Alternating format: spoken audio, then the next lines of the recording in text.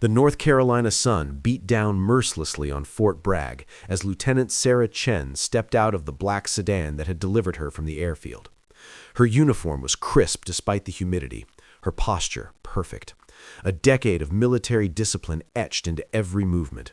She carried a single folder under her arm, its contents classified at levels that would make most officers uncomfortable. But Chen wasn't most officers, even if nobody at this base knew that yet. The armory building loomed ahead, a nondescript concrete structure that betrayed nothing of the millions of dollars in specialized weaponry housed within its reinforced walls. Chen had been inside facilities like this across 3 continents, in countries most Americans couldn't find on a map. But today felt different. Today, she was stepping back into the light after years of operating in shadows so deep that even her own government pretended she didn't exist. The air-conditioned interior offered brief relief as she pushed through the double doors. The requisition office buzzed with activity, young soldiers checking out standard-issue rifles, sergeants processing paperwork, the mundane machinery of military logistics grinding forward. Chan approached the main desk where a thick-necked sergeant sat, his nameplate reading Morrison. He was mid-conversation with 2 other NCOs, all 3 sharing a joke that had them chuckling. "Excuse me, Sergeant," Chin said, her voice level and professional. "I need access to the custom rifle vault." The laughter died, but the smirks remained. Morrison looked her up and down with barely concealed amusement. He saw what everyone else saw, a slim woman, 5'6", no combat badges visible on her uniform, no Ranger tab, no Special Forces insignia. Just another lieutenant, probably assigned to intelligence or logistics, trying to punch above her weight. "The custom vault," Morrison repeated, exchanging glances with his buddies. One of them, a staff sergeant with a neck tattoo, actually snorted. "Ma'am, with respect, those weapons are for Tier 1 operators, Delta, SEALs, specialized reconnaissance units. They're not—" "I'm aware of the weapons designation," Chen interrupted calmly. "I have proper authorization." She placed her folder on the counter. Morrison didn't open it. Instead, he leaned back in his chair, arms crossed, his expression shifting from amusement to patronizing concern. "Listen, sweetheart." "Lieutenant," Chen corrected, her voice dropping 10 degrees. "Right, Lieutenant," Morrison continued, unfazed. "Those rifles have custom triggers, specialized optics, recoil systems that'll knock you on your ass if you're not prepared. We're talking about precision instruments for people who have spent years in the field. I'm sure whatever you need, we can set you up with something more appropriate." The other NCOs were openly grinning now. A few nearby soldiers had stopped what they were doing, sensing entertainment. Chen's familiar weight of assumption pressing down. The same assumption that had followed her through every phase of her career until she'd proven again and again that appearances meant nothing. "I need a Remington MSR with a Schmidt & Bender 525 x56 scope," Chen stated, her tone unchanged. "Custom trigger job, suppressor-ready threading, and access to match-grade .338 Lapua Magnum ammunition. Additionally, I'll require range time on the 1,000-yarder starting tomorrow at 6 a.m. Morrison's eyebrows shot up. The specificity of her request had caught him off guard, but he recovered quickly. "You can recite specs you read online. Great. That doesn't mean you can handle one. Those rifles cost more than a car, and the recoil alone—" "I'm familiar with the recoil profile," Chen said. "Are you?" The staff sergeant with the neck tattoo leaned against the counter. "Because I've seen Special Forces guys, 200 pounds of muscle, get bruised shoulders from sustained fire. No offense, man, but you look like a strong wind would knock you over." Subdued laughter rippled through the growing audience. Chen's jaw tightened imperceptibly, but she maintained her composure. She'd endured worse than mockery, much worse. Bullets, sandstorms, 48 hours without sleep while maintaining overwatch on a terrorist compound. A few ignorant comments from men who didn't know any better weren't going to break her. "My authorization is in the folder," she repeated. "If you just—" "Authorization from who?" Morrison challenged. "Your co-op at whatever desk job you're assigned to? Look, I get it. You want to feel like a badass, maybe take some Instagram photos with a cool rifle. But this isn't a game. These weapons are tools for warriors who have earned the right to—" The back door of the office opened with a sharp, authoritative crack. The room's atmosphere changed instantly, like air pressure dropping before a storm. Every soldier in the vicinity snapped to attention, conversations dying mid-sentence. Through the doorway stepped a man whose mere presence commanded absolute respect. General Marcus Hawkins, 3 stars gleaming on his uniform, a chest full of ribbons from conflicts spanning decades. Hawkins was in his 50s, with iron-gray hair and eyes that had seen things most people couldn't imagine.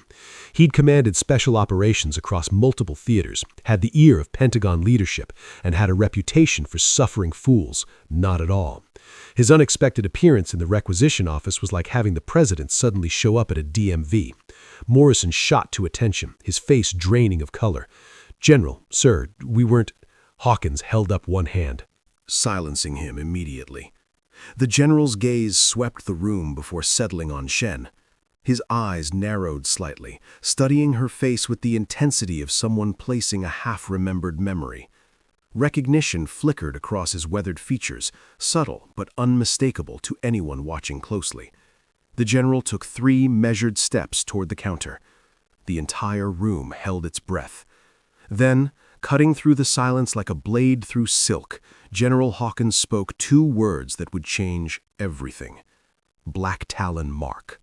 The effect was instantaneous and profound. Morrison's cockiness evaporated. The staff sergeant's smirk disappeared. Every person in that room who had any clearance whatsoever felt ice water flood their veins at those 3 syllables.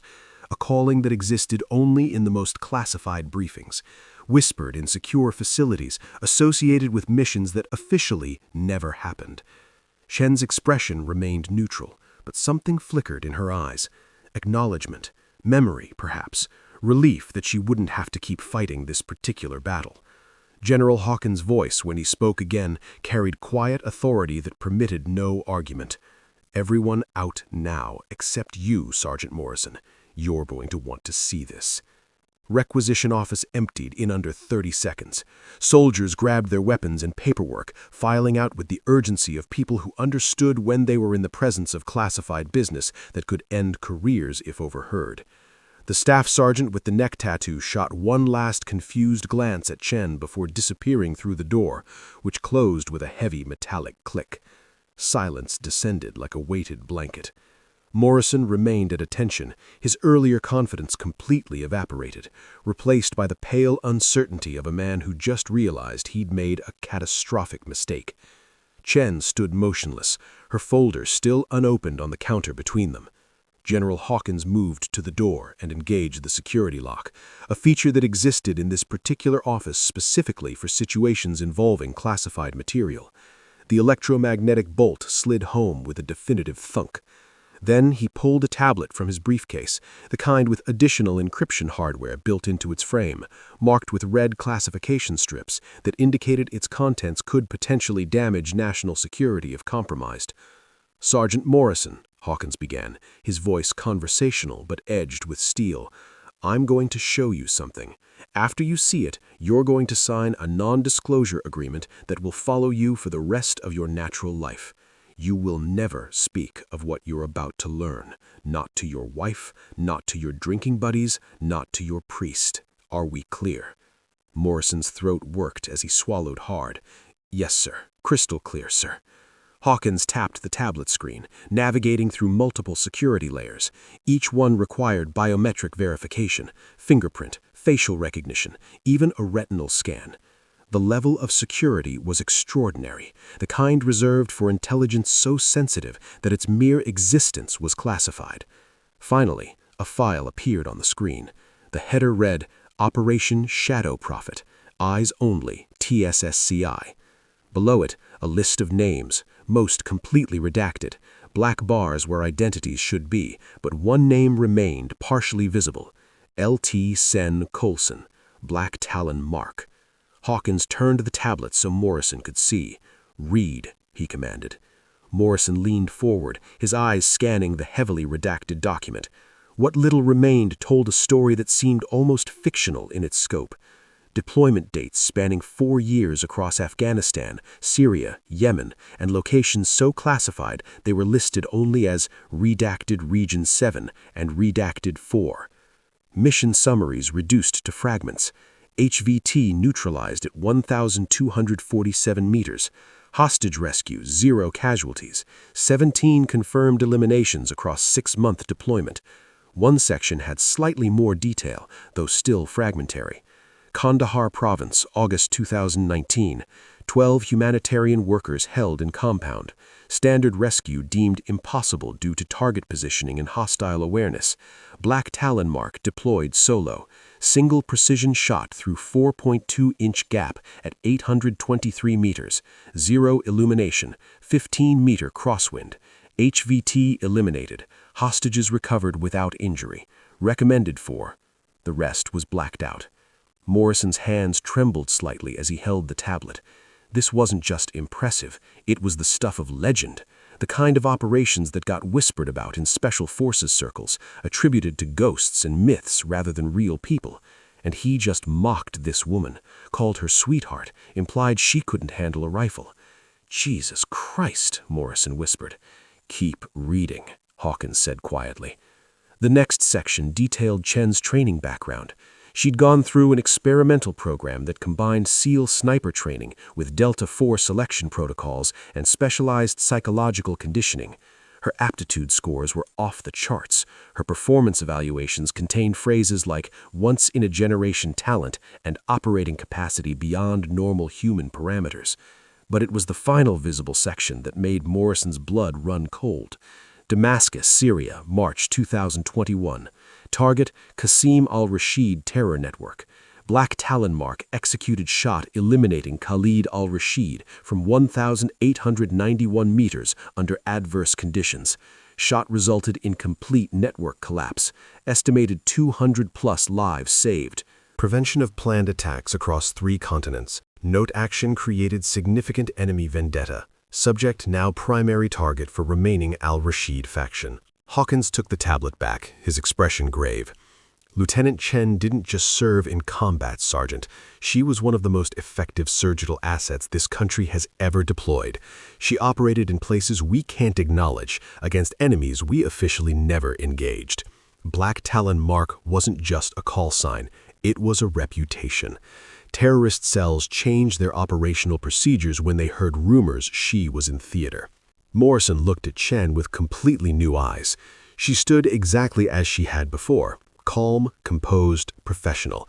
But now he saw past the surface to the coiled strength beneath the 1,000-yard stare of someone who'd looked through a scope at human targets and made impossible choices. "Why is she here, sir?" Morrison asked. "Why Fort Bragg? Why not still operational?" Hawkins' jaw tightened. Because after 4 years of missions that would break most operators, Lieutenant Chen requested reassignment. She's going to train the next generation of precision marksmen. She's going to take everything she learned in the darkest corners of our foreign wars and pass it on to soldiers who will need those skills in the conflicts to come. The general turned to Chen, his expression softening almost imperceptibly. The world thinks Black Talon Mark was retired officially. That call scene is buried in classified archives alongside operations that never happened. But I know better. You don't retire talent like this. You repurpose it. Chen finally spoke, her voice steady. "I've taken enough lives, General. I'd prefer to spend the next phase of my career making sure our people have the skills to survive when they're asked to do the impossible." Hawkins nodded with something approaching respect. "Sergeant Morrison, you will provide Lieutenant Chen with unrestricted access to any weapons, ammunition, or equipment she requests. You will reserve the private 1,000-yard range for her use whenever she requires it. You will assist her training program in any capacity she deems necessary, and you will never," his voice hardened, "never question her credentials again. Am I understood?" Morrison stood rigidly at attention. "Absolutely, sir. Lieutenant, I apologize sincerely. I had no idea." Chen cut him off with a slight hand gesture. "You couldn't have known, Sergeant. It's fine. I just need access to the vault and the range schedule." "Right away, ma'am." Morrison moved with sudden urgency, pulling out access cards and authorization forms. His hand still shook slightly as he began processing her request with an efficiency that hadn't been present 10 minutes earlier. Hawkins moved toward the door but paused, looking back at Chen. "Welcome to Fort Bragg, Lieutenant. I'm glad you're here. We need people like you shaping the next generation." His voice dropped lower, though I hope to God they never have to do the things you did. Chen's expression remained neutral, but something flickered in her eyes. Perhaps gratitude, perhaps ghosts. "So do I, sir." The general unlocked the door and departed, leaving Chen alone with Morrison, who now fumbled with keycards like a nervous recruit rather than a seasoned NCO. Within 30 minutes, Chen had complete armory access. Her choice of rifles, unlimited ammunition allocation, and reserved range time starting the following morning. Morrison personally carried her selected weapons to the secure storage area, treated each piece with reverence, and triple-checked every specification. As Chen prepared to leave, Morrison cleared his throat. "Ma'am, for what it's worth, thank you for your service, for what you did over there."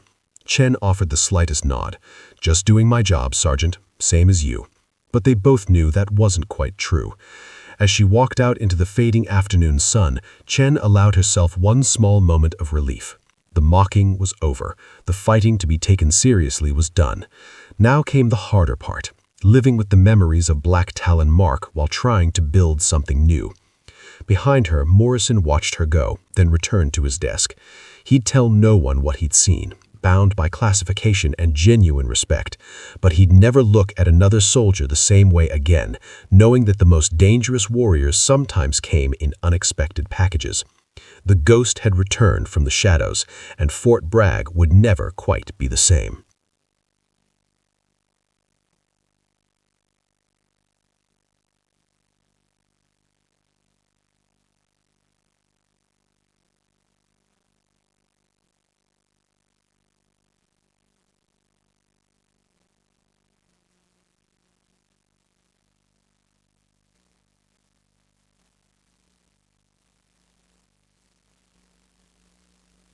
Buddies over beer the night before. The real learning, he figured, would come from the older NCOs, or maybe some grizzled Delta operator. He was the first to arrive at the training area, a sprawling complex with multiple ranges extending from 200 to 1,500 yards. Equipment was already laid out. Rifles in cases, ammunition crates, spotting scopes, weather meters, ballistic computers, professional-grade gear, Webb noted approvingly. At least they were serious about the hardware. The other selectees filtered in over the next 20 minutes, 8 total, all male except for one female sergeant from a military police unit, all experienced soldiers, all supposedly the best shooters from their respective units. They clustered together, trading introductions and credentials, each trying to establish pecking order through subtle displays of expertise and experience. At precisely 6 a.m., a figure emerged from the range office. Lieutenant Sarah Chen looked even less impressive in person than Webb had imagined. She wore standard combat fatigues, no special unit insignia, no chest full of medals. She carried a single rifle case and a small backpack. Her hair was pulled back in a regulation bun, her face unremarkable except for eyes that seemed to catalog everything with unsettling precision. "Good morning," Chen said, her voice carrying easily across the group without shouting. "I'm Lieutenant Chen. Over the next 8 weeks, I'm going to teach you how to make shots you currently think are impossible. Some of you will resist this training. Some of you think you already know everything. You don't." Webb exchanged glances with a Special Forces staff sergeant named Rodriguez. Both suppressed smirks. Chen caught it. "Something amusing, Private Webb?" Webb straightened slightly, surprised she knew his name. "No, ma'am, just eager to get started." "Are you?"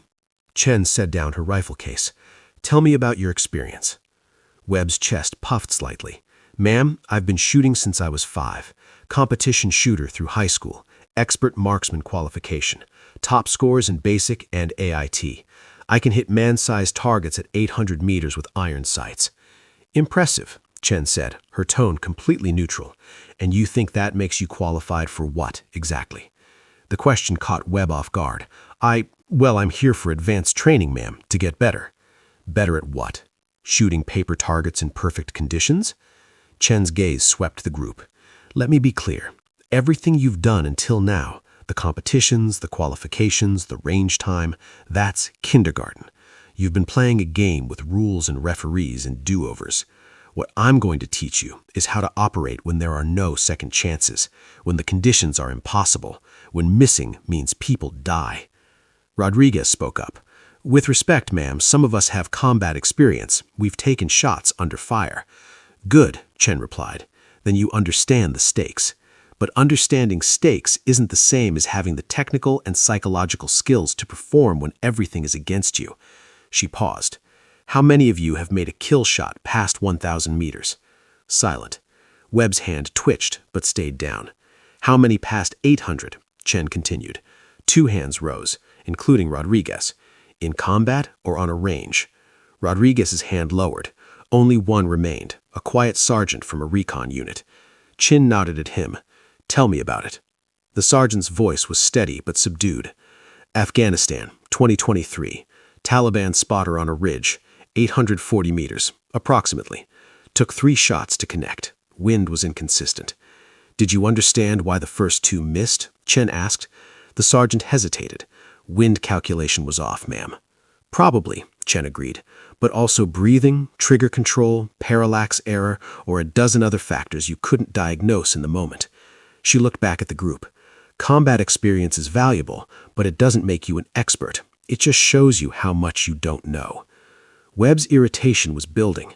This lieutenant was lecturing them like children, but he'd seen nothing to indicate she could back it up. Ma'am, he said, trying to keep his tone respectful, with all due respect, what's your background, your combat experience? The group went quiet. It was the question everyone was thinking but hadn't dared ask. Chen's expression didn't change. My background is classified. My experience is irrelevant to your training. What matters is whether I can teach you skills that will keep you alive and make you effective. Right, but, Webb pressed, emboldened by the weak response, we're supposed to learn from you, but we don't know what qualifies you to teach us. No offense, ma'am, but you look like you just came from a logistics office. Some of us have been doing this our whole lives. The other soldiers shifted uncomfortably. Webb had crossed a line, but part of them wanted the answer too. Chen was silent for a long moment, studying Webb with those unnervingly sharp eyes. Then she picked up her rifle case and walked toward the 1,000-yard range. Follow me, she said simply. The group exchanged uncertain glances before complying. The range stretched out before them, targets positioned at various distances marked by flags. The wind had picked up. Webb estimated 12 to 15 miles per hour, gusting and variable. Not ideal conditions. The overcast sky threatened rain. Temperature was dropping as clouds moved in. Chen opened her case, revealing a Remington MSR, a beautiful piece of equipment that probably cost more than Webb made in 6 months. She loaded a single magazine with 5 rounds of .338 Lapua Magnum, chambered the first round, and settled into a prone position behind a shooting match she'd laid out with practiced efficiency. Target Alpha, 1,000 meters, Chen said, not looking at them. Steel silhouette, 12-inch vital zone. Webb pulled out his spotting scope. He could barely make out the target through the atmospheric haze. Chen's breathing slowed. The wind gusted, pushing the flag to a 45-degree angle. She waited for it to calm, then fired. Through the scope, Webb saw the target ring with impact, center mass. Okay, Rodriguez muttered. Decent shot. Chan didn't respond. She adjusted her position slightly, recalculated.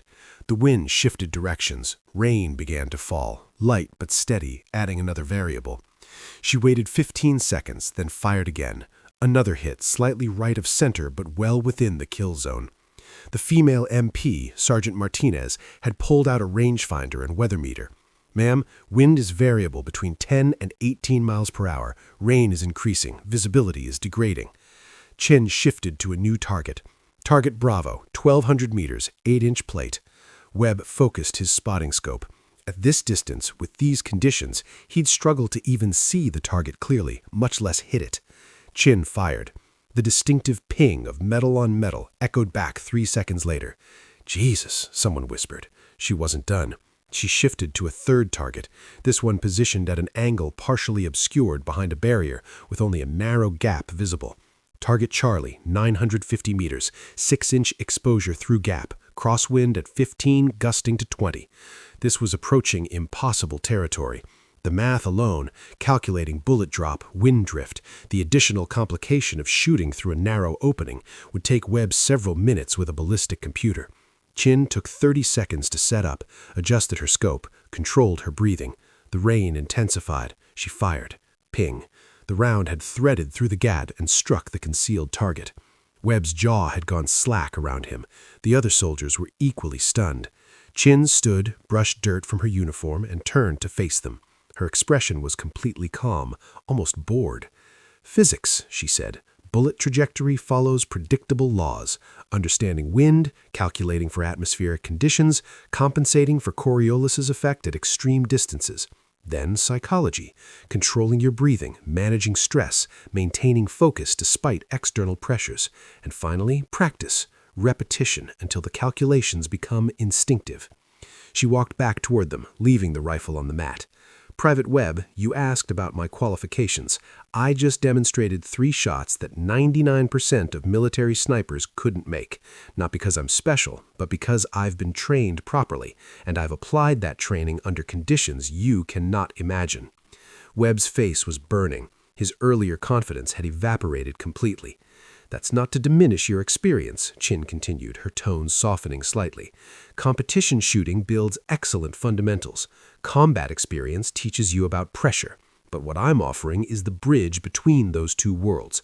The technical precision of competition combined with the psychological resilience of combat, refined to levels that seem impossible until you understand the science behind them.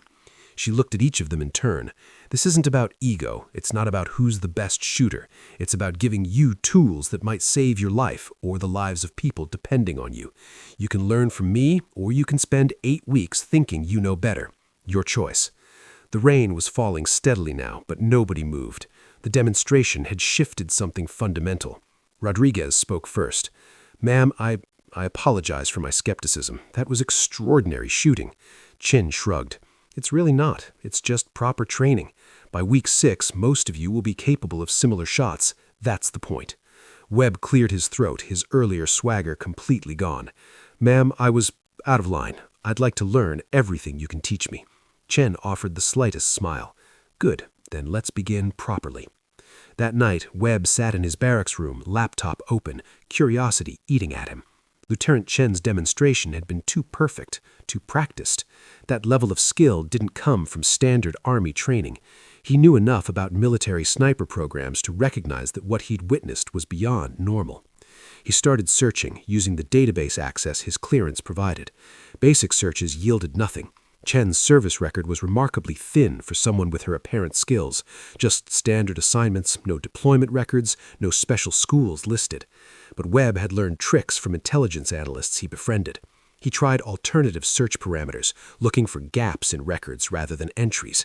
And there, a 4-year period where Chin seemed to exist administratively, but had no physical duty stations listed. Then he tried something risky. He accessed the classified mission database, not deep enough to get himself arrested, but enough to skim mission names and call signs from recent conflicts. Most searches returned nothing, but when he entered parameters for Syria, Afghanistan, Yemen, combined with extreme distance precision operations, fragments appeared.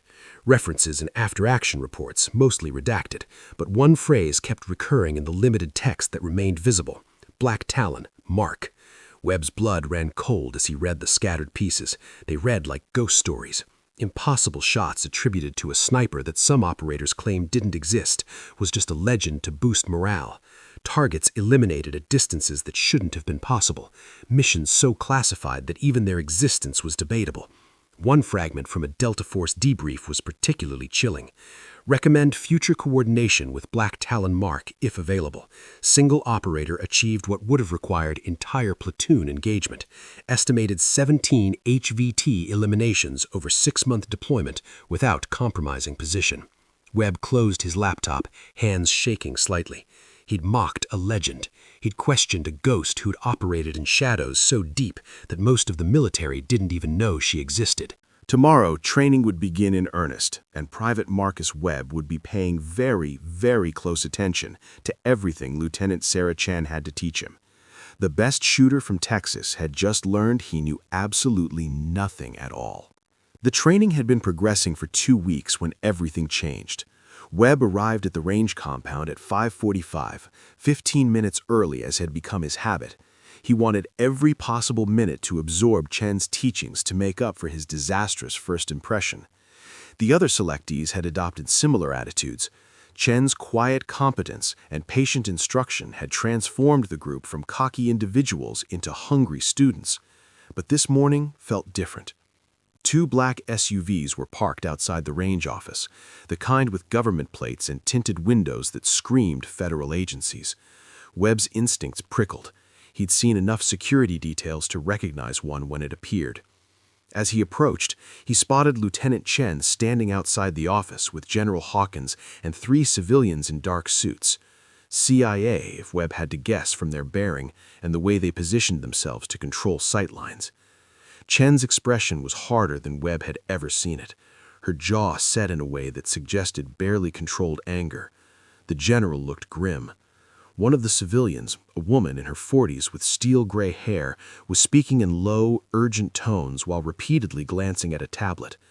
Webb held back, not wanting to interrupt what was clearly a classified discussion. The other students began arriving, clustering near the equipment shed, everyone sensing that something serious was developing. At 6 o'clock precisely, Chen broke away from the group and walked toward her students. Her face had shifted to its usual neutral professionalism, but Webb could see tension in the set of her shoulders. "Change of plans this morning," Chen announced. "We're moving to the indoor facility. Gather your gear and transport it to Building 7. I'll meet you there in 30 minutes. Questions hovered on everyone's lips, but Chen's tone made it clear none would be answered. The group complied, loading equipment into trucks, while the SUVs remained in place. The suited figures, now joined by armed personnel in civilian clothes who were clearly security contractors. Rodriguez sidled up to Webb as they loaded rifle cases. "You seeing what I'm seeing?" "Yeah," Webb muttered. "That's not standard. That's threat response protocol." "Threat to what? The base? The training program?" Rodriguez's eyes tracked the security personnel. Or to her specifically. Webb had been wondering the same thing. His late-night research into Black Talon Mark had revealed fragments of a warrior who'd operated in the world's most dangerous corners, who'd eliminated high-value targets across multiple countries. People like that made enemies, the kind who held grudges and had resources. Inside Building 7, a windowless concrete structure designed for classified briefings, the students found General Hawkins waiting. He stood at the front of a small auditorium, his expression carved from granite. "Sit down," Hawkins ordered. "What I'm about to tell you is classified. You will not discuss it outside this room with anyone for any reason. Clear?" A chorus of "Yes, sir," echoed back. Hawkins pressed a remote, and a screen behind him illuminated with a photograph. The image showed a man in his 40s, Middle Eastern features, dark beard, eyes that held calculation and cruelty in equal measure. Text beneath identified him. Qasim al-Rashid, Syrian national, former ISIS affiliate, current independent operator. Status: active threat to U.S. personnel. Webb felt his stomach tighten. This was the kind of briefing that preceded combat deployments, not training exercises. "Al-Rashid has been on our radar for 6 years, Hawkins continued.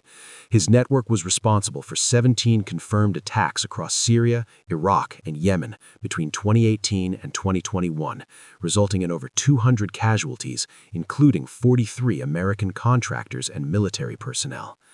The general clicked to another image, a younger man with similar features.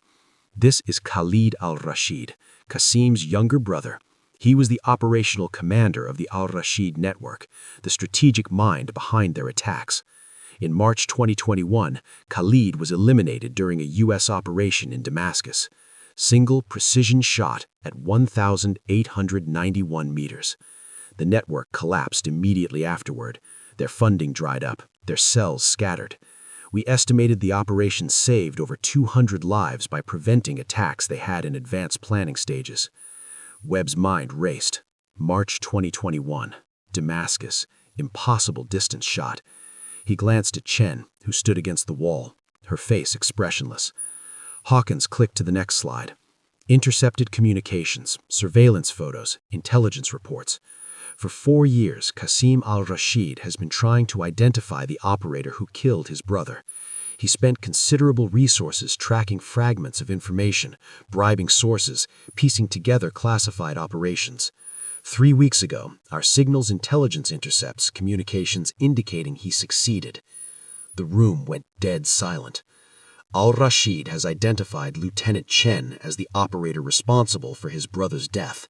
He knows she's stationed at Fort Bragg, and as of 72 hours ago, we have credible intelligence suggesting he's already in the United States.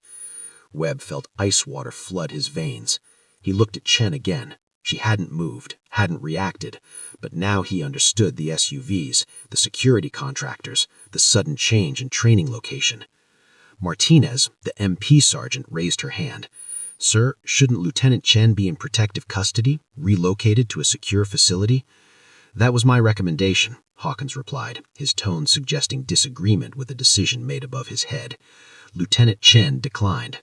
All eyes turned to Chen.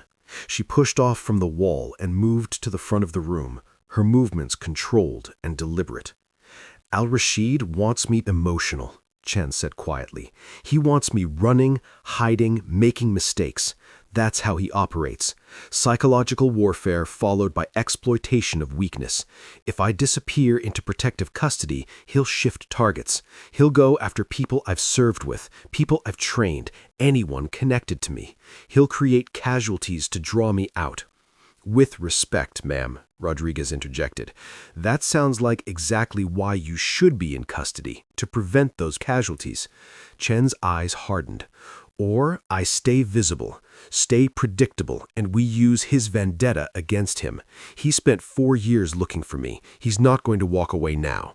Better to control the engagement than let him choose the time and place." Hawkins stepped forward. "Which brings us to why you're all here. Lieutenant Chen's training program continues, but as of now, you're not just students. You're part of a security detail.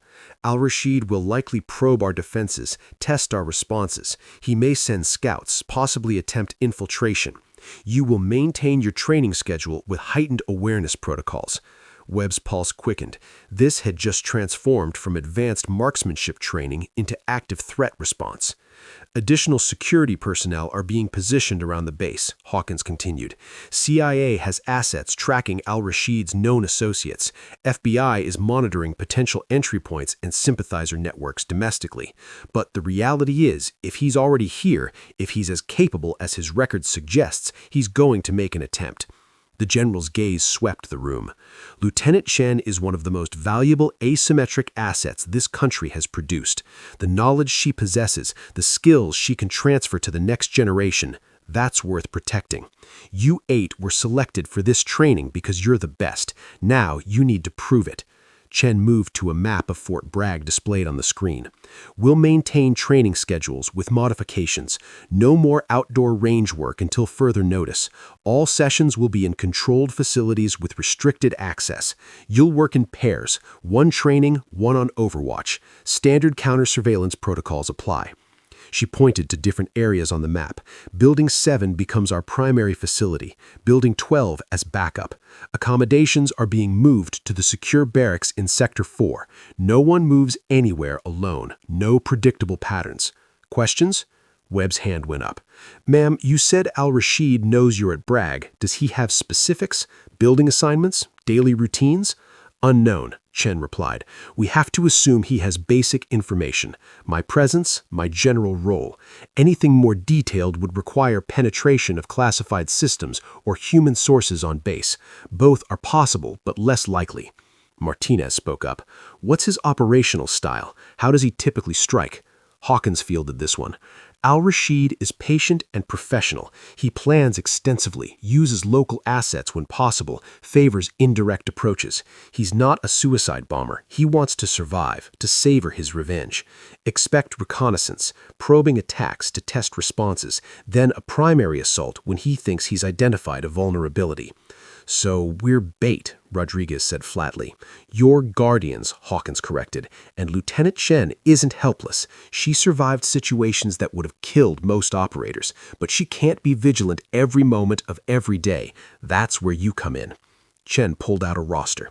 "Webb and Rodriguez, your team 1. Martinez and Kowalski, team 2. I'm splitting you by complementary skills. Webb, you'll shadow me during morning sessions. Rodriguez, afternoons. Rotation every 48 hours. The others will maintain perimeter security and backup response." Webb felt the weight of responsibility settle on his shoulders. 2 weeks ago, he'd been a cocky kid, thinking he knew everything. Now he was part of a security detail protecting a legendary operator from a terrorist with unlimited patience and a personal vendetta. "One more thing," Chen said, her voice dropping to something harder, colder than her usual instructional tone. Al-Rashid is not to be underestimated. He survived this long because he's smart, ruthless, and absolutely committed. He orchestrated attacks that killed dozens of people. He has access to resources, fighters, and intelligence networks. If he makes it to an engagement, people will die. She let that sink in before continuing. But understand this. I didn't spend 4 years in the dark eliminating threats just to hide when one comes looking for me. We're going to continue training because that training matters. We're going to be smart, vigilant, and prepared. And if Al-Rashid wants to test himself against Black Talon Mark again, he's going to learn the same lesson his brother did. The room was absolutely silent. Webb saw in that moment not Lieutenant Chen, the patient instructor, but Black Talon Mark, the operator who'd made impossible shots in impossible situations, who dismantled terror networks single-handedly. "Dismissed," Hawkins said. "Get to your assignments, stay sharp, stay alive."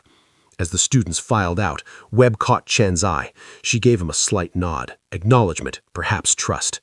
He nodded back, feeling the full weight of what was coming. Somewhere out there, a killer was planning his revenge. Webb and his fellow students were the only thing standing between that killer and the woman who'd become the most important teacher any of them had ever had. Training was no longer academic. The war had come home, and it was about to get very, very real. The night exercise had been Chen's idea, a practical test of the skills her students had been absorbing over 3 weeks of intensive training. "Combat doesn't happen on sunny days at convenient times," she told them during the briefing. "You need to perform when you're tired, cold, and operating in darkness." So at 2200 hours, 8 students found themselves positioned across a mock compound in the western training sector of Fort Bragg. The objective was simple: locate and identify 3 enemy positions marked by infrared strobes visible only through night vision. Then execute coordinated precision shots using simulation rounds. Webb was paired with Martinez, working the north approach, while Rodriguez and Kowalski covered the south. The November air bit through their gear as Webb settled behind his rifle, adjusting his night vision monoculars. The world turned green and grainy, shadows becoming pools of absolute black. Martinez was 10 meters to his left, providing overwatch with a thermal scope that could pick up heat signatures through the darkness. "North team in position," Webb whispered into his radio. "Beginning scan." Chen's voice came back, calm and professional from her position in a nearby observation bunker. "Copy North team. Proceed carefully. Remember, slow is smooth, smooth is fast." Webb smiled slightly at the familiar mantra. 3 weeks ago, he would have rushed this, eager to prove himself. Now he moved with deliberate precision, scanning sectors methodically, breathing controlled, mind processing the dark landscape for anomalies. That's when Martinez's voice crackled urgently in his ear. "Webb, I've got something. Heat signature 2 o'clock from your position, approximately 200 meters, not one of our designated targets." Webb swung his rifle toward the indicated direction, pulse quickening. "Could be an evaluator. We knew there'd be roving observers." "Negative," Martinez cut him off, her voice tight. "Movement pattern is wrong, too deliberate, and there's a second signature flanking left. Webb, this doesn't feel like exercise opposition." Before Webb could respond, the night exploded. Muzzle flashes erupted from exactly where Martinez had spotted the signatures, bright white blooms in his night vision that momentarily blinded him.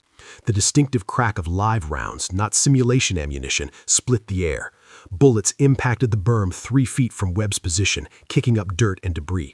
"Contact, contact, north," Webb screamed into the radio, rolling behind harder cover. His training kicked in instantly. Assess, locate, return fire. But his weapon was loaded with simulation rounds, useless against live threats. Martinez was already moving, low crawling toward better position. "I count 2 shooters, possibly 3. This is not exercise fire. These are live rounds." The radio erupted with simultaneous transmissions. Rodriguez's voice: "South team taking fire, multiple hostiles. Kowalski, man down, Martinez is hit." Then Chen's voice cutting through, sharp with command authority: "All teams weapons free. This is not a drill. Active hostile engagement." Webb's mind raced even as his body moved on autopilot. Weapons free meant transition to live ammunition. Each student carried a loaded sidearm for emergencies. He drew his Sig Sauer M18 chambered around and tried to acquire targets through the chaos. The base alarm system wailed to life, klaxons screaming across the night. Floodlights snapped on across the training sector, washing out his night vision.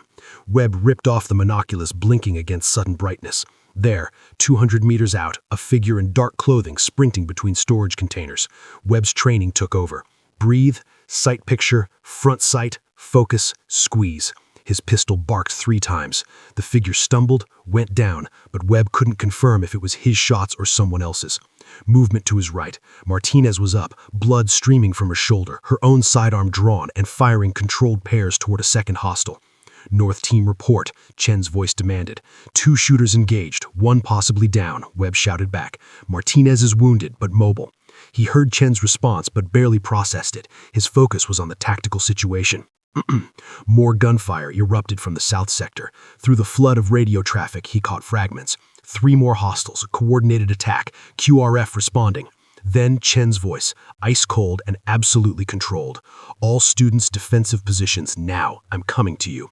Webb saw her emerge from the observation bunker 70 meters away, moving with a speed and fluidity that seemed almost inhuman. She had her rifle, her real rifle, the Remington MSR, and was advancing toward the contact area with the absolute confidence of someone who'd done this 1,000 times. A hostile popped up from behind a concrete barrier, weapon raising toward Chen's position. Webb shouted a warning, but it was unnecessary. Chen had already seen him. She dropped to one knee, rifle coming up in a single smooth motion, and fired. Even at this distance, in the chaos, Webb saw the shot's effect. The hostile's head snapped back, body crumpling instantly. Chen was already moving again, flowing toward the next position, her rifle tracking potential threats with mechanical precision. Jesus Christ, Martinez breathed beside Webb, clutching her wounded shoulder. She's not human. More shots erupted, this time from the arriving quick reaction force, soldiers pouring into the training area with overwhelming firepower. The hostile fire ceased abruptly as the attackers realized they were being surrounded and outgunned. Within 90 seconds of the QRF's arrival, It was over. 3 hostile shooters lay dead, 2 wounded and captured. The training area became a controlled chaos of medics, security personnel, and investigators. Webb found himself sitting on an equipment crate 20 minutes later, adrenaline still coursing through his system, watching medics treat Martinez's shoulder wound. The bullet had passed through the outer muscle, painful but not life-threatening. Kowalski had taken shrapnel from a ricochet, minor injuries. Rodriguez was unharmed, but shaken. Chen appeared, her rifle slung, speaking rapidly with a CIA officer Webb recognized from the earlier briefing. Her face was expressionless, but her eyes held something dark and cold, the look of a hunter who just confirmed her prey was close. General Hawkins arrived in a convoy of vehicles, his face carved from fury.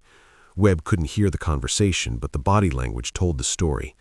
An attack on U.S. soil, on a military installation, penetrating base security. This was unprecedented. An hour later, the students were assembled in a secure briefing room. Chen stood at the front, a field dressing visible on her left forearm where she'd taken a grazing wound Webb hadn't even seen happen. The attackers were al-Rashid's forward element, she said, without preamble.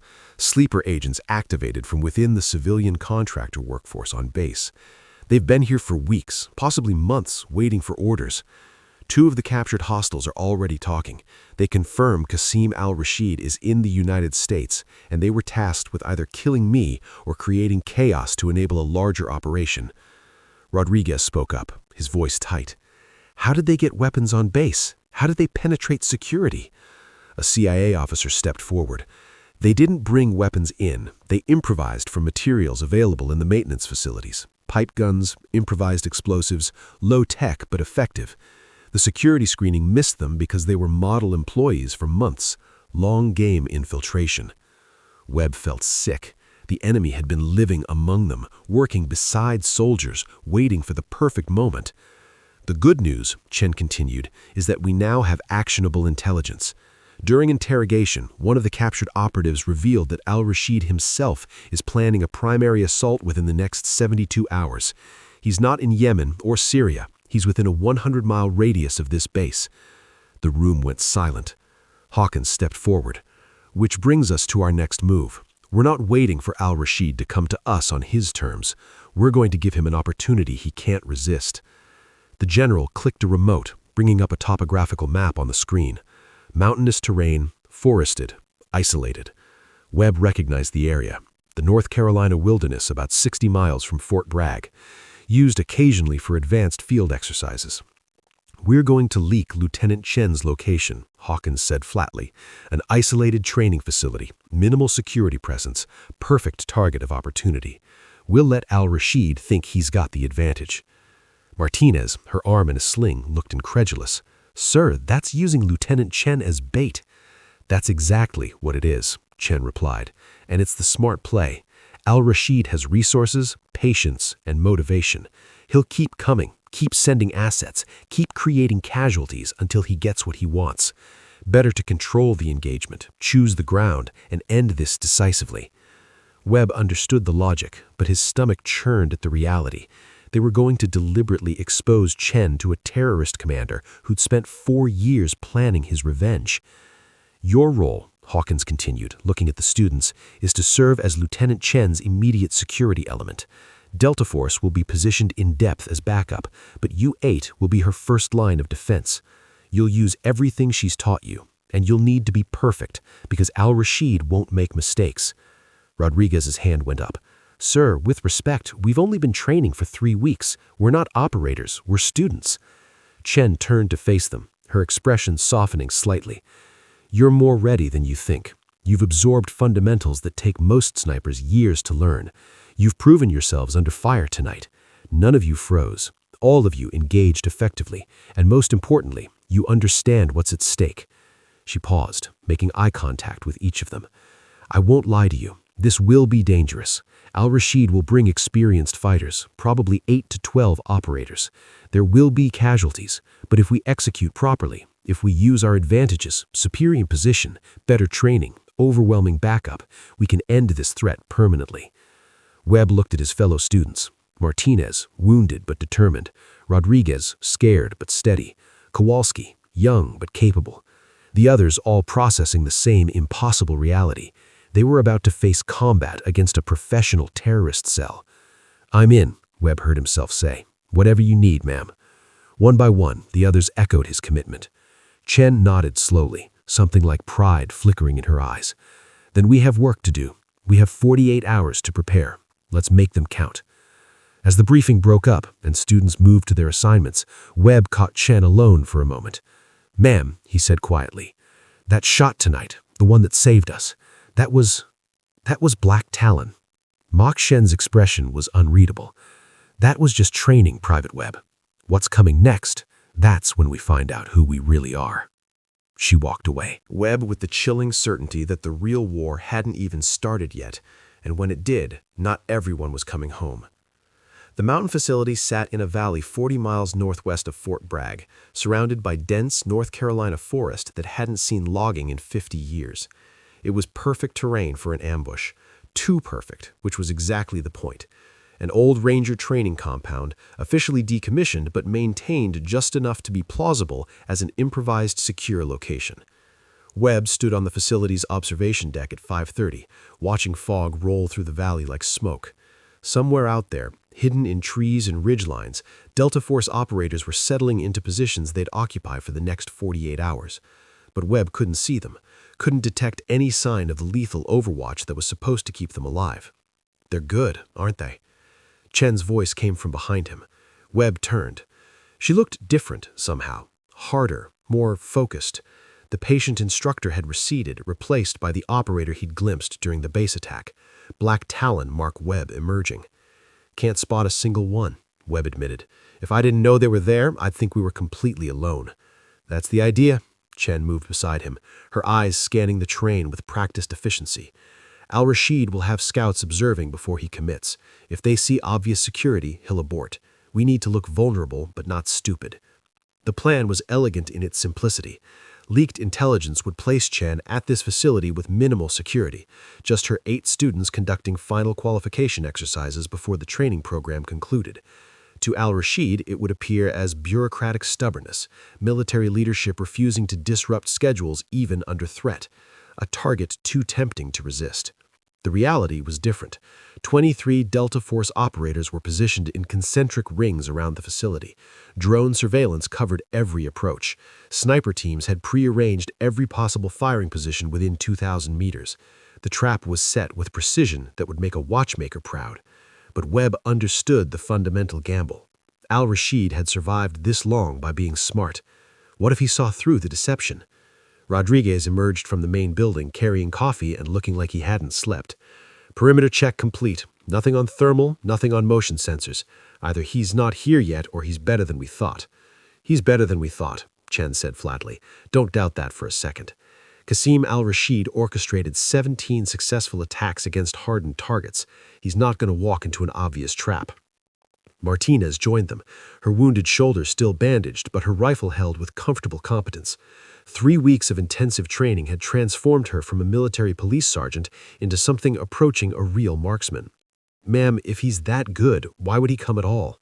Why not just disappear? Try again in 6 months when we're not expecting it. Chen's jaw tightened, because it's personal now. His brother's death, 4 years of hunting for answers, the humiliation of his network's collapse, it's consumed him. The CIA psych profile says he's obsessive, that revenge has become his singular purpose. He'll come because he can't help himself. And if the profile is wrong, Webb asked, then we've wasted 48 hours and gained valuable intelligence about his patience threshold, Chen replied. But I don't think it's wrong. I've seen his type before. Once vengeance becomes identity, there's no walking away. The morning passed with excruciating slowness. The students ran through training exercises realistic enough to sell the deception, but designed to keep them close to defensive positions. Webb found himself constantly scanning the tree line, every bird taking flight or branch cracking, setting his nerves on edge. At 1400 hours, the first probe came. A hiker appeared on the northern trail, complete with backpack and trail map. He waved cheerfully at the facility, called out asking if he was on the right path to Hanging Rock Overlook. Just a lost civilian, except the trail he referenced was 15 miles south, and his accent had subtle Middle Eastern inflection beneath practiced American English. Chen watched from a window, speaking quietly into her radio. Scout confirmed. Let him complete observation and withdraw. We want al-Rashid confident, not spooked. Webb observed the hiker through a scope. The man's eyes were too systematic, cataloging defenses, counting personnel, nodding weapon placements. He spent exactly 4 minutes in the area before hiking away, maintaining his cover perfectly. He's good, Kowalski muttered. Without briefing, I would have bought it completely. That's just reconnaissance, Chen said. The real test comes next. Al-Rashid will send another probe, something designed to trigger response and reveal hidden assets. We need to react appropriately, concerned but not panicked. The second probe arrived at 8:30 p.m. as daylight faded. This time it was a delivery van, engine smoking, driver claiming mechanical trouble. He asked to use a phone, seemed genuinely distressed. But Webb noticed the driver's hands calloused in patterns consistent with weapons training, and his eyes constantly tracked positions even while playing helpless civilian. Chen authorized Rodriguez to approach with tools, maintained the cover. The driver spent 20 minutes tinkering with his engine while conducting a masterclass in surveillance, then drove away with profuse thanks. 2 scouts now, Martinez observed. They've got our layout, personnel count, response patterns. When does the hammer fall? Chen checked her watch.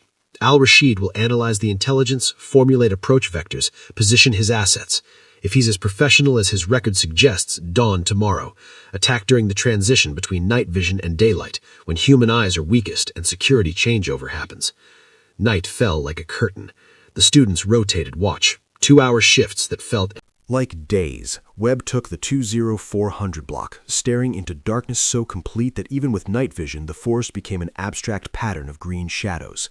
At 3:47, his radio crackled with Delta Force's frequency.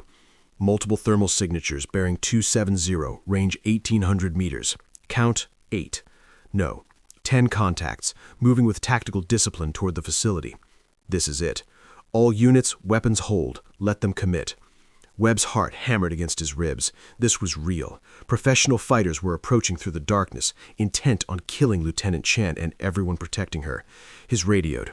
Ma'am, contacts inbound from the west. Chen's response was absolutely calm. Acknowledged. Wake the others quietly. Battle positions, but stay inside until they're within 500 meters. We need them fully committed before springing the trap. Webb moved through the building like a ghost, rousing the other students.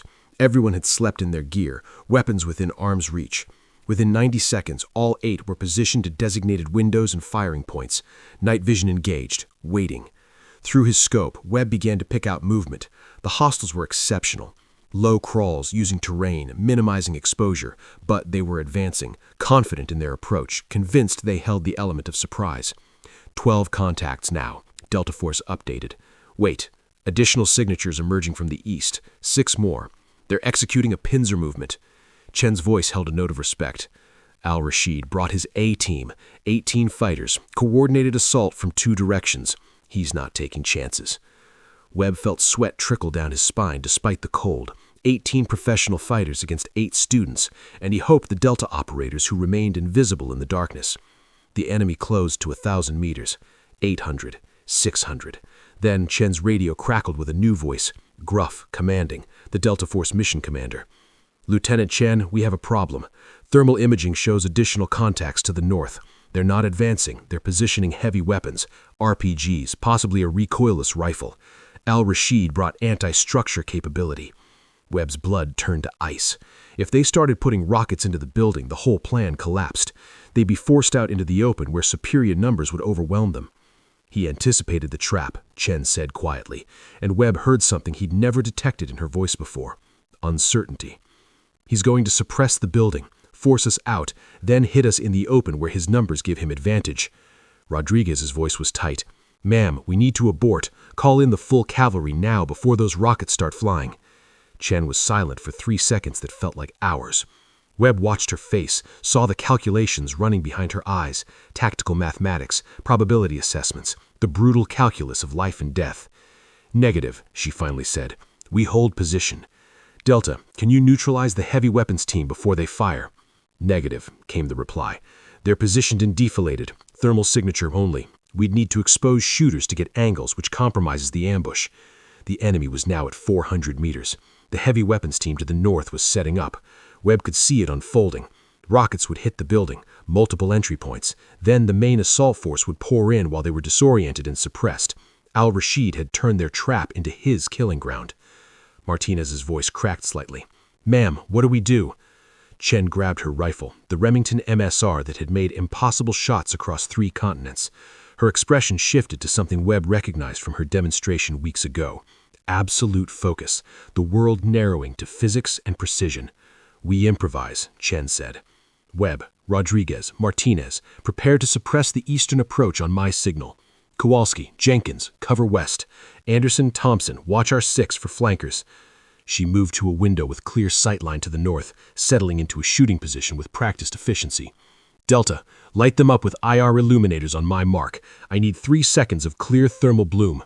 Ma'am, that exposes our positions. I know what it does, Chen snapped. 3 seconds, that's all I need. Then everyone goes weapons free and we collapse this into the chaos Al-Rashid wasn't planning. Webb positioned at his window, acquiring targets through his scope. The enemy was close now. So close he could see individual fighters moving between trees. His finger rested on the trigger, every nerve screaming. Chen's voice cut through the tension like a scalpel. All units, mark. Invisible IR illuminators blazed to life across the hillside, painting the heavy weapons team in brilliant thermal signature, visible only through night vision. For exactly 3 seconds they were perfectly exposed. Chen fired. 1,800 meters. Darkness. Moving targets. Preparing heavy weapons. Impossible by any reasonable standard. The first fighter dropped, Chen's bullet punching through his chest before he could level the RPG tube. She worked the bolt, acquired the second target, fired again. Another fighter fell. Then all hell broke loose. The third fighter got his weapon up, trigger finger tensing. Chen fired a 3rd time, but he'd already launched. The rocket streaked through the darkness with a sound like tearing fabric. Impact inevitable. Incoming, Webb screamed. The building exploded. The RPG struck the building's eastern corner, detonating with a concussive force that blew out windows and filled the air with shrapnel and debris. Webb was thrown backward, his ears ringing, vision swimming with afterimages. He tasted copper and dust, his mind struggling to process the chaos. Move, move, Chen's voice cut through the haze. She was already up, blood streaming from a cut above her eye, dragging Kowalski toward the building's rear exit. Get outside. Building's compromised. Webb forced his body to respond, grabbing his rifle and stumbling through smoke-filled corridors. Another explosion rocked the structure. A second RPG finding its mark. The trap had become a slaughter box. The students poured out the back exit, into the pre-dawn darkness. Gunfire erupted from multiple directions. Al-Rashid's assault teams closing in, Delta Force engaging from concealment. The night became a strobing nightmare of muzzle flashes and tracer rounds. "Defensive perimeter," Chen shouted, her tactical mind overriding the chaos. 2-meter spacing, interlocking fields of fire. The students formed up instinctively, muscle memory from 3 weeks of drilling taking over. Webb dropped prone behind a fallen log, his scope finding targets. An enemy fighter appeared 60 meters out. Webb fired twice, saw the man stumble and fall. No time to confirm the kill. Another target was already advancing. Rodriguez was firing controlled bursts, his rounds finding marks with lethal precision. Martinez, despite her wounded shoulder, was operating her rifle with methodical efficiency. The training was holding, but they were outnumbered and outmaneuvered. Delta Force opened up with devastating effect, their pre-positioned machine guns creating kill zones that shredded Al-Rashid's eastern assault element. But the Western team was adapting, using the terrain expertly, pressing closer despite casualties. Then Webb saw him, a figure moving with absolute confidence through the chaos, directing fighters with hand signals, orchestrating the assault with professional precision. Even at 200 meters, even in the darkness, Webb recognized the bearing.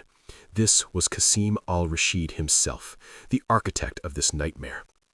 "Contact, 200 meters bearing 290, Webb called out. "It's him." Chen swung her rifle toward the indicated direction, but al-Rashid was already moving, disappearing behind a rocky outcrop. He was pushing forward, not retreating. The man was absolutely committed to finishing this personally.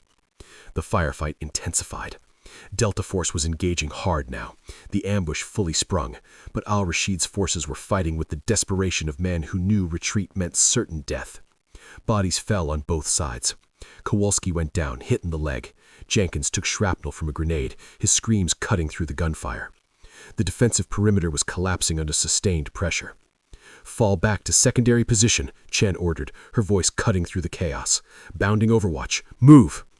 The students executed the tactical withdrawal exactly as trained, half providing covering fire while the other half moved, then switching.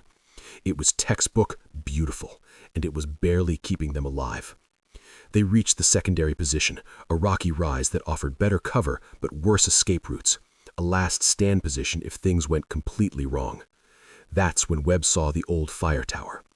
It stood nearly 2,000 meters distant, a relic from decades past when forest rangers watched for fires from elevated platforms. Rusted, partially collapsed. It shouldn't have drawn attention, except there was movement at the top. Through his scope, Webb saw al-Rashid ascending the metal ladder with one arm, the other dragging someone, a Delta operator, wounded and barely conscious, being hauled up as a human shield. "Chen," Webb shouted. "Fire tower, northeast. He's got a hostage." Chen's scope snapped to the tower. Even at this distance, Webb heard her sharp intake of breath. Al-Rashid reached the top platform, positioning the Delta operator in front of him.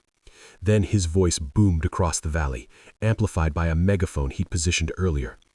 "Black Talon Mark, I know you can hear me." His accent was accented but clear. "For years I have hunted you. 4 years since you murdered my brother. Now you will watch someone die the way Khalid died, helpless, alone, from a distance." The operator's head lolled forward. Al-Rashid held a pistol to the man's temple. "You have 5 minutes to show yourself in the clearing below, alone, unarmed, or I execute this soldier. Then I detonate the explosives I've wired throughout this tower, killing everyone within the blast radius. Your students, your Delta Guardians, all dead because of your cowardice." Chen's jaw was set like stone. Through his scope, Webb could see al-Rashid had indeed rigged the tower with charges. Blocks of C4 wrapped around support beams, det cord running to a dead man's switch in his hand. "It's a bluff," Rodriguez said, desperation in his voice. "He won't kill himself, not after 4 years." "It's not a bluff," Chen replied quietly. "He's absolutely willing to die if it means taking me with him. That's what revenge becomes. It becomes larger than survival." Martinez moved beside her. "Then we snipe him. Multiple shooters. Coordinated fire. Someone connects." At 2,000 meters, through a hostage, with explosives on a dead man's switch. Chen shook her head. "He drops. The switch releases. Everyone dies anyway. He's thought this through." The distance was impossible. Webb knew it, Everyone knew it. The longest confirmed sniper kill in history was barely over 3,500 meters, made by a Canadian Special Forces operator with perfect conditions and multiple spotters. This was nearly 2,000 meters, with erratic wind, pre-dawn light distortion, a human shield, and a dead man's switch that required surgical precision. The target had to die instantly, without muscle spasm that would release the trigger. It was the definition of impossible. 4 minutes. Al-Rashid's voice echoed. "Come down, Black Talon, or watch him die." Chen was already moving to a position with clear line of sight. She settled behind her rifle, the Remington MSR that had made impossible shots across 3 continents. Her breathing slowed, entering that state Webb had seen during her demonstration. Absolute focus. The world reduced to mathematics and will. "Ma'am, you can't make this shot," Webb said, trying to keep the desperation from his voice. "Nobody can make this shot. The angle, the distance, the hostage, it's impossible." Chen's eyes never left her scope. "Webb, You remember what I taught you on day 1 about the difference between impossible and improbable? You said impossible is physics, improbable is just difficult." Exactly. Chen made minute adjustments to her scope. This shot is improbable, very, very improbable, but the physics work if I account for every variable. She began speaking rapidly, her voice taking on the professorial tone from classroom sessions. Wind at origin is 8 miles per hour quartering from the left. At mid-range, it shifts to 12 miles per hour direct crosswind based on tree movement. Terminal wind approximately 6 miles per hour. Bullet drop at 1,947 meters with 338 Lapua is 38.2 feet. Coriolis effect at this latitude adds 2.1 inches of drift. The gap between the hostage's head and Al-Rashid's is approximately 7.3 inches. I need to thread that gap and hit the medulla oblong for instant neural shutdown. No muscle spasm, no trigger release. Webb felt his stomach drop. She was actually calculating it, actually considering a shot that defied reason. 3 minutes, Al-Rashid called. Rodriguez grabbed Chen's shoulder. "Lieutenant, this is suicide. Even if you make the shot, and that's a massive if, the explosives could still detonate from impact. Let Delta breach. Let them try a rescue." "Breach from where?" Chen's voice was absolutely calm. "He's 2,000 meters away in an elevated position. By the time anyone reaches that tower, he's executed the hostage and detonated. This is the only play." Martinez was crying, her voice breaking. "Ma'am, please, there has to be another way." Chen finally looked up from her scope, meeting each student's eyes in turn. "I've made harder shots. Kandahar, Damascus, places whose names are still classified. Every time people told me it was impossible. Every time I proved that preparation and precision can overcome probability." She returned to her scope. "But you're right to be scared. I'm scared too. This is the hardest shot I've ever attempted. And if I miss, good people die because of my failure. That's the weight we carry. That's what makes us different from people like Al-Rashid. We understand the cost of violence." 2 minutes. Webb looked at the other students. They were all thinking the same thing. This was going to fail. The shot was too far, too complex, too dependent on perfection in conditions that permitted no perfection. But Chen's hands were absolutely steady. Her breathing had entered that slow rhythm Webb recognized from the range. She was in the zone, that state where world-class operators transcended normal human limitations. "Spotter," Chen said quietly, "I need wind calls." Webb moved to position beside her, pulling out the weather meter and rangefinder. His own hands were shaking, but he forced them still. If she was going to attempt this, she deserved the best support he could provide. Wind at origin, 7 miles per hour shifting to 8. Mid-range shows 12 steady. Terminal appears 6, gusting to 9. Chen made adjustments. Distance, 1,947 meters. Elevation difference, 183 feet. More adjustments. Her finger rested on the trigger, the rifle absolutely motionless despite the adrenaline that had to be flooding her system. 1 minute. Al-Rashid's voice carried a note of triumph now. 30 seconds, Black Talon. Show yourself, or he dies. Chen exhaled slowly, her voice barely a whisper. Every person I've trained, every life I've saved, every mission that mattered. It all comes down to this moment. 15 seconds. The world seemed to stop. The gunfire had ceased, both sides watching this final confrontation. Dawn was breaking over the mountains, the first rays of sun creating thermal distortions in the air. 10 seconds. Chen's eye was pressed to the scope, her entire existence compressed into crosshairs and breath. 5, 4, 3. She squeezed the trigger. The rifle's report cracked across the valley like thunder.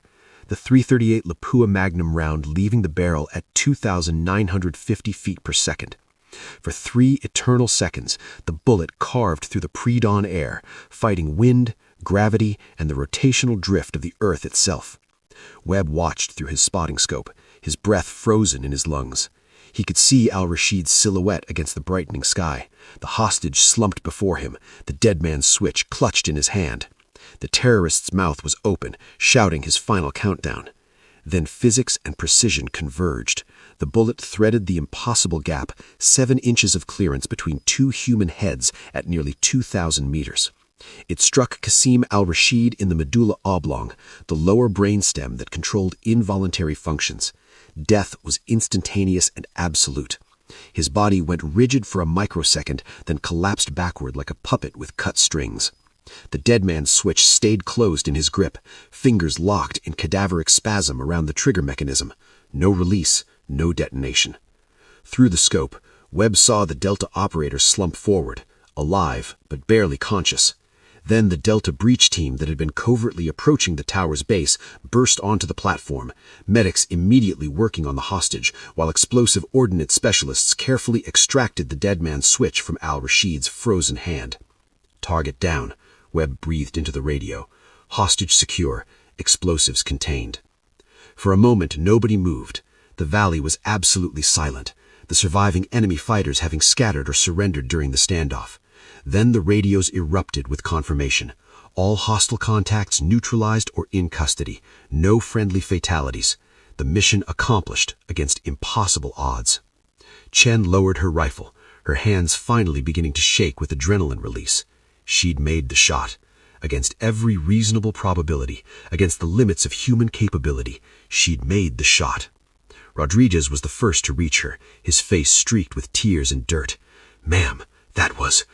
I don't have words for what that was." Martinez followed, her wounded shoulder forgotten. "Nobody's going to believe this happened.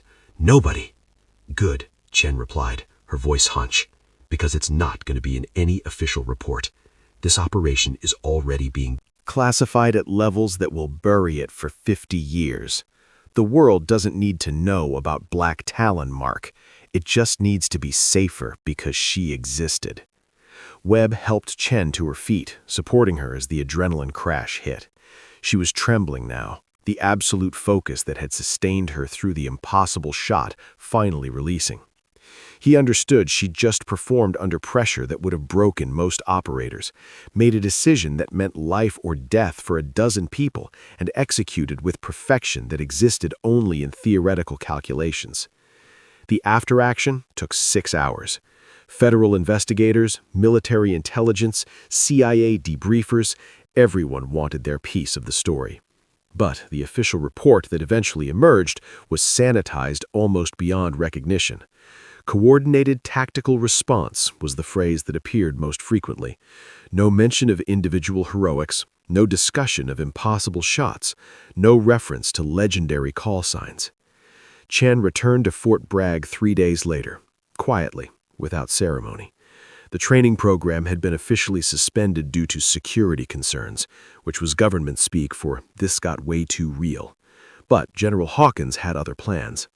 2 weeks after the mountain engagement, Webb and the other 7 students were summoned to a classified briefing room. Chen was already there, looking more like her instructor self than the warrior who'd ended a terrorist's vendetta with surgical precision. "Your training program is being restructured," Hawkins announced. "Instead of 8 weeks, it's being expanded to 6 months. Instead of basic precision marksmanship, you're being inducted into a specialized program that doesn't officially exist.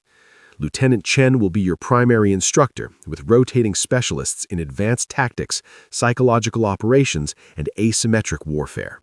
He paused, letting that sink in. What you experienced on that mountain, that's the future of conflict. Precision operators working in small teams, making impossible decisions under impossible pressure. We need more people who can perform at that level. Lieutenant Chen has agreed to build that program. Martinez raised her hand. Sir, what about the classification, the secrecy? You will be operating under the same protocols Chen did during her operational years, Hawkins replied. Your missions won't exist officially. Your successes will be buried, but you will be protecting American lives in ways that conventional forces cannot. Webb looked at Chen, seeing her differently now. Not just an instructor, but a woman who'd carried the weight of invisible wars for years, who'd made life and death decisions in darkness and silence, who'd sacrificed recognition for effectiveness. One more thing, Hawkins said. The shot on al-Rashid has been analyzed by our top ballistics experts and operational planners. The consensus is that it shouldn't have been possible. The variables were too extreme, the margin for error too small, but it happened anyway. He pulled up an image on the screen. Chen's shooting position overlaid with ballistic calculations, wind data, probability matrices. This is being incorporated into advanced sniper curriculum anonymously. Future operators will study the physics, the decision-making process, the execution under pressure. They won't know who made the shot, but they'll understand what human capability can achieve when training, will, and necessity converge. Chen shifted uncomfortably at the attention, but Hawkins wasn't finished. Lieutenant, you asked for reassignment because you'd taken enough lives. You wanted to build instead of destroy. Do you have any regrets about leaving operational work? The room went quiet. Webb watched Chen carefully, seeing the calculation in her eyes, the weight of memory. Finally, she spoke. General, for 4 years I operated in shadows. Every mission was about elimination, removing threats, neutralizing targets, reducing human beings to coordinates and trigger poles. I was effective, but I was dying inside. Each shot took something from me that I couldn't get back. She gestured toward her students. But these past months, teaching these soldiers, watching them transform into capable operators, that's given me something back. Purpose beyond body counts, legacy beyond classified reports. Chan walked to the window overlooking the training ranges where new students were already practicing. I've made my last impossible shot. That chapter is closed. But ensuring the next generation can make those shots when necessary, with the judgment to know when they should and the wisdom to understand the cost, that's my mission now. Webb felt something shift in his chest. He'd started this training as a cocky kid from Texas who thought marksmanship was about hitting targets. He understood now it was about carrying responsibility, making choices that haunted you, and finding purpose in preparing others to bear that same weight. 6 months later, Webb and his fellow students graduated from the expanded program. The ceremony was private, attended only by cleared personnel, with no photographs and no public record. But as Webb received his new assignment, deployment to an operational unit whose existence was classified, he felt the weight of lineage. He was part of something larger now, part of a tradition of warriors who operated in darkness so others could live in light. He carried the lessons Chen had taught him, both technical and moral, and he understood that somewhere, years from now, he might find himself training the next generation, passing forward the knowledge earned in blood and silence. Chen stood at the back of the room during the ceremony, arms crossed, expression neutral, but Webb caught her eye and saw the slightest nod, acknowledgement, perhaps pride. She'd taken 8 cocky soldiers and forged them into something more.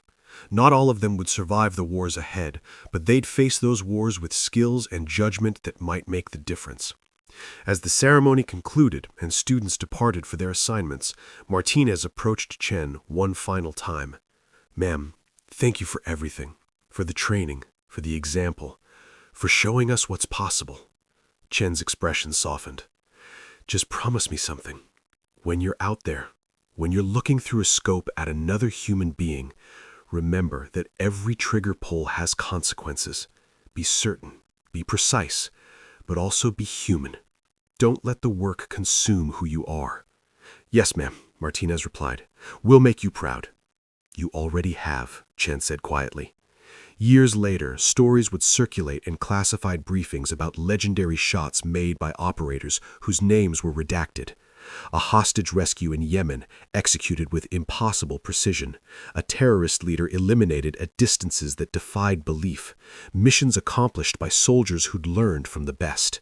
And in a quiet office at Fort Bragg, Lieutenant Sarah Chen, former Black Talon Mark, now simply instructor, continued her work.